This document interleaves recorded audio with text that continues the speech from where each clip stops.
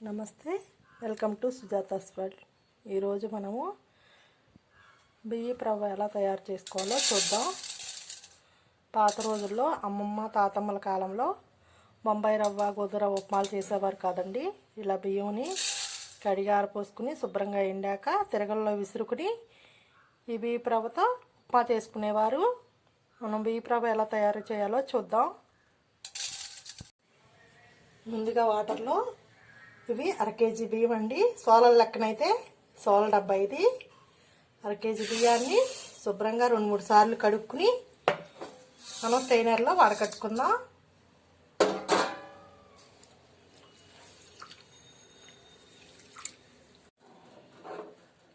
శుభ్రంగా కడుక్కున్న బియ్యాన్ని మనం ఇలా స్ట్రైనర్లో వడకట్టుకుని వాటర్ అంతా దిగిపోయాక మనం ఒక క్లాత్ వేసి అందులో ఆరపెట్టుకున్నాం బియ్యాన్ని.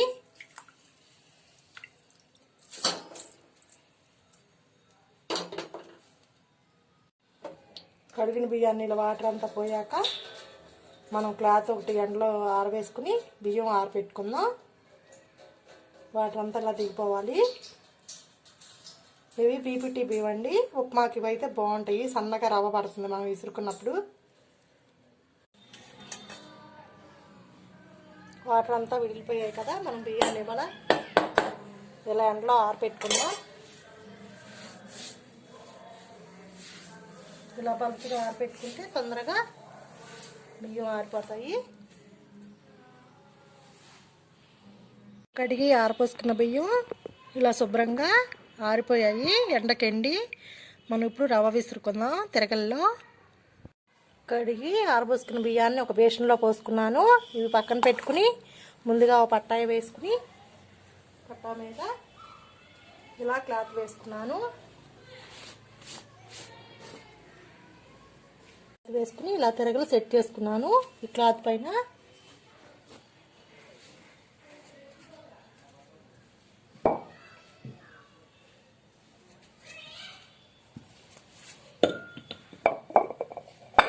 ఇలా పిడి కొట్టుకుని మనం బియ్యం విసురుకుందాం.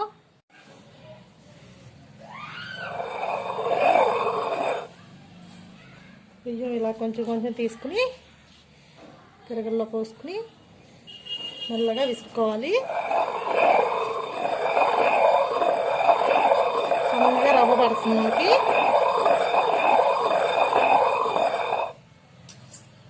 ఇలా మెల్లగా విసురుతుంటే రవ్వ చూడండి ఎలా పడుతుందో మనకి. తిరగల్లో నుంచి ఇలా సన్నగా రవ్వ పడుతుంది.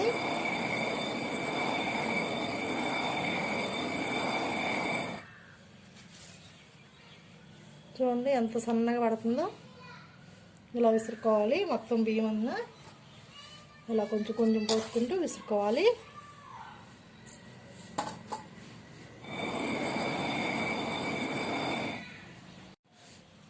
మనకి రవ్వ చూడండి ఎంత సన్నగా పడిందో. రవ్వ మనం జల్లించుకుందాం. దీంట్లో కొంచెం పిండి వస్తుంది. పిండి తీసేసి రవ్వతో మనం ఉప్మా చేసుకుందాం. విసురుకోవటం అయిపోయింది కదా, నేను తిరగలు తీసేసి చూడండి. దీంట్లో మనకు ఒక్క బియ్యం కింద కూడా లేదు. కొంచెం కొంచెం బియ్యం వేసి విసురుకుంటే చక్కగా ఇలా రవ్వ తయారవుతుంది మనకి.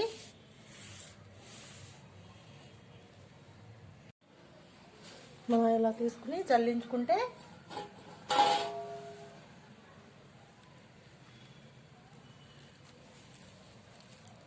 నేను జల్లీలో పోస్తున్నాను.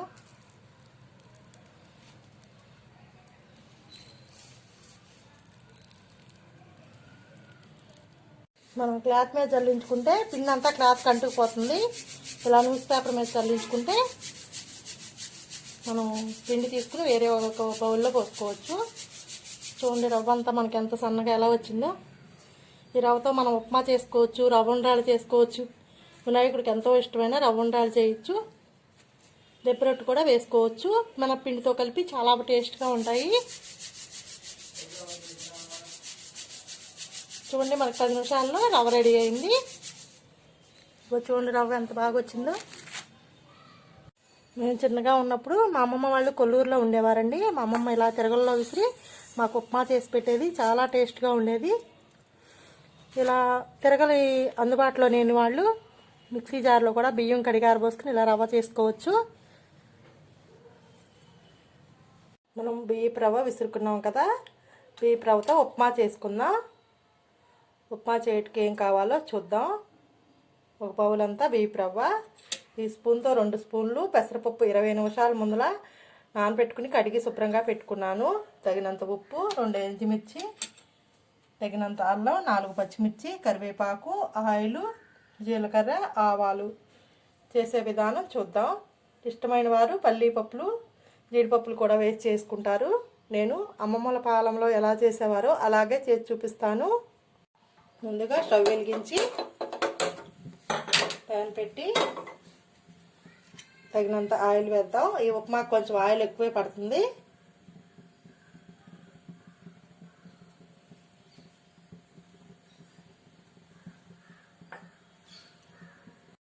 ఆయిల్ కాగాక ఎండుమిర్చి, ఈ ఉప్మాకి ఎండుమిర్చి ఎక్కువే పడుతుంది, ఎక్కువ వేసుకుంటేనే బాగుంటుంది. ఎండుమిర్చి వేగాక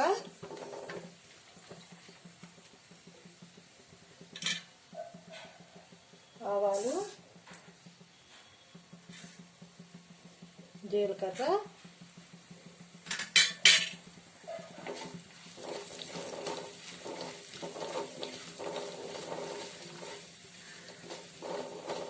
ఆవాలు జీలకర్ర వేగాక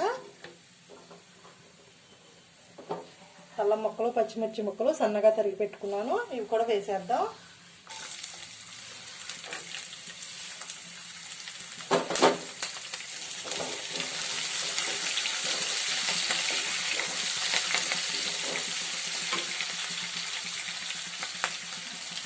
కరివేపాకు,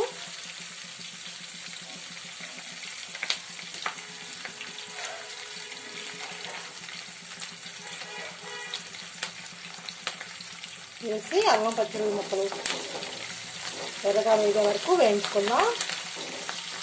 అల్లం పచ్చిమిర్చి వేగిపోయింది. మనం ఒక బౌల్ రవ్వ చేసుకుంటున్నాం కదా, ఒక బౌల్ రవ్వకి 2 బౌల్స్ వాటర్ వేసుకుందాం.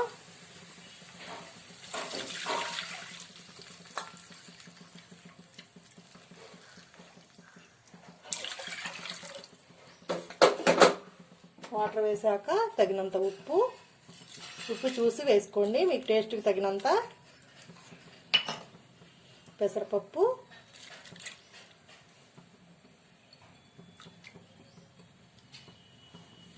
వేసి వాటర్ బాగా కాగాక మనం రవ్వ వేసుకుందాం. ఇలా మూత పెడితే వాటర్ తొందరగా కాగుతాయి. వాటర్ ఇలా కాగాక రవ్వ వేసి ఉండ కట్టకుండా ఇలా తిప్పుతూ, అసలు ఉండ కట్టదండి ఈ రవ్వ, ఉండ కట్టకుండా ఇలా తిప్పుకుంటూ రవ్వ వేసుకోవాలి. చాలా ఈజీగా చేసుకోవచ్చు, టేస్ట్ బాగుంటుంది.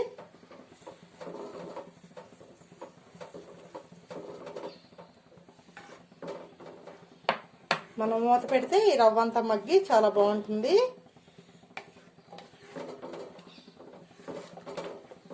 ఇలా అంతా కలిపాక మూత పెట్టేద్దాం.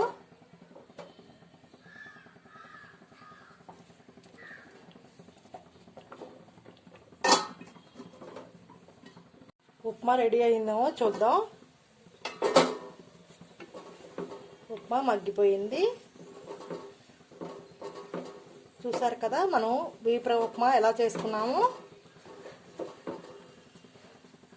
ఎంతో టేస్టీగా ఈజీగా చేసుకోవచ్చు. ఆరోగ్యానికి కూడా చాలా మంచిది. మనం బొంబాయి రవ్వ అవి తింటే గ్యాస్ ప్రాబ్లం అలా వస్తుంది కదండి. పాతకాలంలో అమ్మమ్మ వాళ్ళు చేసుకునేవన్నీ టేస్ట్ బాగుంటాయి, ఆరోగ్యానికి కూడా చాలా మంచిది. మనం ప్లేట్లో పెట్టుకుందాం. స్టవ్ ఆఫ్ చేసేసి బియ్యపు రవ్వ ఉప్మా ఇలా మామిడికాయ పచ్చడితో టేస్ట్ చాలా బాగుంటుంది, పచ్చి పులుసుతో బాగుంటుంది, పెసరపప్పు చారుతో బాగుంటుంది. చూసారు కదా మనం బియ్యపు రవ్వ ఉప్మా ఎలా చేసుకున్నామో. మీకు నచ్చినట్లయితే లైక్ చేయండి, షేర్ చేయండి, సబ్స్క్రైబ్ చేయండి. మరో రెసిపీతో కలుద్దాం.